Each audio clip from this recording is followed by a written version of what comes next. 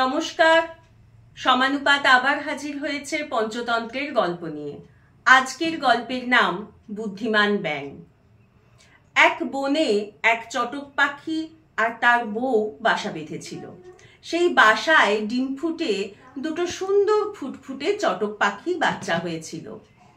বনের মধ্যে ছিল এক বুড়ো হাতি। সেই হাতি তার চলার পথে হঠাৎ একদিন বাসা ভেঙে দিল আর পায়ের তলায় পিষে মেরে ফেলল চটক পাখির ছানা দুটিকে। গাছের ডালে বসে বসে চটক পাখি আর তার বউ কাঁদছে। তাদের কান্না শুনে তাদের প্রতিবেশী কাঠঠোকরা উড়ে এসে বসলো তাদের ডালে। তাদেরকে জিজ্ঞেস করলো, কি হয়েছে চটক বউ, তুই কাঁদছিস কেন? চটক বউ বলল, কাঁদছি কি আর সাধে দিদি, দেখো না হাতিটা কিরকম আমাদের ছানা দুটোকে মেরে ফেলেছে। সেই শুনে কাঠঠোকরা বলল, এ তো ভীষণ অন্যায়, এত অহংকার তো মোটেই ভালো নয়। চলো এর জন্য আমরা পরামর্শ করতে যাই। পরামর্শ করতে যাব মৌমাছির কাছে। বনের মধ্যে এক গাছের ডালে ছিল একটা মৌমাছির চাক।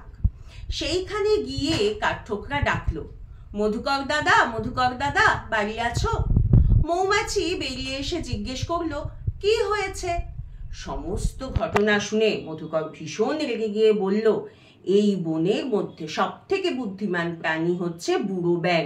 চলো আমরা সবাই মিলে সেই বুড়ো ব্যাঙের সঙ্গে পরামর্শ করতে চাই। সবাই মিলে যখন বুড়ো ব্যাঙের কাছে গিয়ে উপস্থিত হলো, বুড়ো ব্যাঙ সব কথা শুনে ভয়ঙ্কর রেগে গিয়ে বলল, সত্যি তো, হাতির তো এ ভীষণ অন্যায়, এর তো একটা প্রতিকার করতেই হবে। চলো আমরা সবাই মিলে একটা পরামর্শ করি। ব্যাঙের পরামর্শ শুনে সবাই খুব আনন্দিত হলো এবং সেই পরামর্শ ফলপ্রসূ করতে এগিয়ে গেল তারা। ব্যাঙের পরামর্শ শুনে মৌমাছি খুঁজতে খুঁজতে চলল সেইখানে যেখানে হাতি শুয়ে শুয়ে বিশ্রাম নিচ্ছে। হাতির কানের কাছে গিয়ে মৌমাছি এমন পোঁ পোঁ সুর ধরল যে হাতি ঘুমিয়ে পড়ল। আর তক্ষুনি সেই ঘুমন্ত হাতির চোখ ঠুকরে দিয়ে গেল কাঠঠোকরা পাখি। চোখের যন্ত্রণায় পাগল হয়ে হাতি ছুটতে লাগলো জলের সন্ধানে।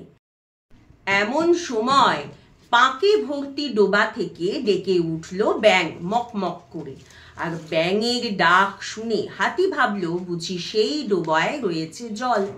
ছুটে গেল, কিন্তু কাদা এসে আটকে পড়ল আর সে সেই কাদা থেকে বেরিয়ে আসতে পারল না।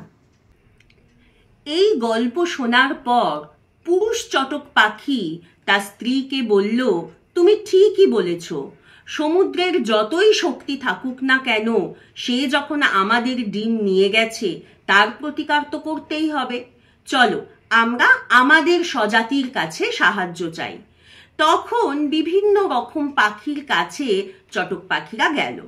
টিয়া, কাঠঠোকরা, মাছরাঙা, ময়না, দোয়েল, টুনটুনি সমস্ত পাখি এক জায়গায় হয়ে স্থির করলো, প্রজাদেরকে তো রক্ষা করতে হবে রাজাকে, আর পক্ষীরাজ হলো গরুর। তাই গরুরের কাছে গিয়ে সবাই মিলে ধর্ণা দিল। সমস্ত শুনে গরুর বলল, হ্যাঁ ঠিক কথা, তাহলে তো আমাকে এর ব্যবস্থা করতেই হবে।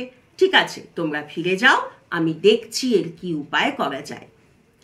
খানিক বাদে বিষ্ণুর কাছ থেকে এক দূত এসে গরুরকে ডাক দিল, কিন্তু বিষ্ণুর কাছে কাজে যেতে প্রত্যাখ্যান করলো গরুর। এ কথা শুনে বিষ্ণু ভীষণ অবাক হয়ে গরুরের কাছে নিজে এসে উপস্থিত হলেন। গরুর ভীষণ লজ্জিত হয়ে বললেন, প্রভু, আমি আপনার আদেশ অমান্য করেছি, তার জন্য আমায় ক্ষমা করবেন, কিন্তু প্রজার জন্য তো রাজাকে এটুকুনি করতেই হয়। গরুরের সমস্ত কথা শুনে বিষ্ণু ভীষণ রেগে গেল সমুদ্রের উপর এবং সরাসরি সমুদ্রের কাছে গিয়ে সে চটক পাখির ডিম ফেরত চাইল। এই গল্প শেষ করার পর দমনক সঞ্জীবককে বলল, বন্ধু, তুমি তো বুঝতেই পারছো এখন কিন্তু নিজেকে রক্ষা করা সব থেকে বেশি প্রয়োজন। তুমি কিন্তু জানো পিঙ্গলক তোমার থেকে অনেক বেশি শক্তিশালী, তাই পিঙ্গলকের সঙ্গে যুদ্ধে না গিয়ে তার থেকে কিন্তু তোমার পালিয়ে বাঁচাই শ্রেয়। সঞ্জীবক এ কথা শুনে মোটেই রাজি হলো না। সে বলল, পিঙ্গলক এতদিন যথেষ্ট বন্ধুভাবে আমাকে সাহায্য করেছে এবং আমাকে রক্ষা করেছে। সে যদি আমাকে আজ হত্যা করতে চায় তাহলে সেই হত্যাই শ্রেয়। তুমি বরং আমাকে বলে দাও যে আমি কি দেখলে বুঝতে পারবো পিঙ্গলক আমাকে আক্রমণ করতে চলেছে। দমনক তখন বলল, দেখবে পিঙ্গলকের চোখ লাল হয়ে উঠেছে, অন্যান্য দিনের মতো তোমাকে ডেকে কথা বলছে না, ইত্যাদি ইত্যাদি। দমনক এ কথা বলে চলে গেল করটকের কাছে। করটক তাকে বলল, ভাই, দেখাই যাক এবার তোমার এই বিভেদ নীতি কি ফল আনে। আজকের মতো এ পর্যন্তই। পরের গল্প নিয়ে আবার আমরা হাজির হচ্ছি পরের পর্বে। ধন্যবাদ।